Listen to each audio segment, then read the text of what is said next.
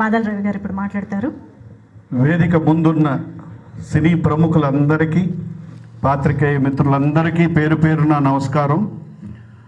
నందమూరి బాలకృష్ణ గారి 50 years golden Jubilee సెలబ్రేషన్స్లో యావత్ film industry అంటే Telugu film chamber of commerce కానివ్వండి, అన్ని అసోసియేషన్లు, మూవీ ఆర్టిస్ట్ అసోసియేషన్, మా వంతు మేము కూడా పార్టిసిపేట్ చేసినందుకు మాకు చాలా ఆనందంగా ఉంది. ఎందుకంటే మా మూవీ ఆర్టిస్ట్ అసోసియేషన్లో గర్వించదగ్గ హీరో నందమూరి బాలకృష్ణ గారు, వన్ ఆఫ్ ది హీరోస్.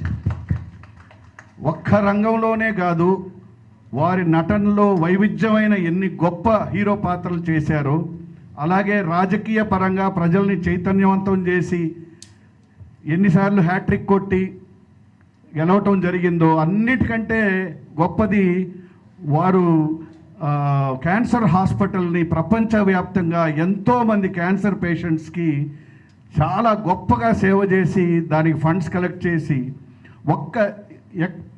ఎప్పుడు ప్రజలకి ఎటువంటి సమస్యలు వచ్చినా, ఒక హుద్హుద్ లాంటి సమస్య వచ్చినా వారు ముందుండి ప్రజల దగ్గరికి వెళ్ళి డబ్బులు కలెక్ట్ చేసి ప్రజల కోసం పాటుపడ్డ ఫ్యామిలీ నందమూరి ఫ్యామిలీ.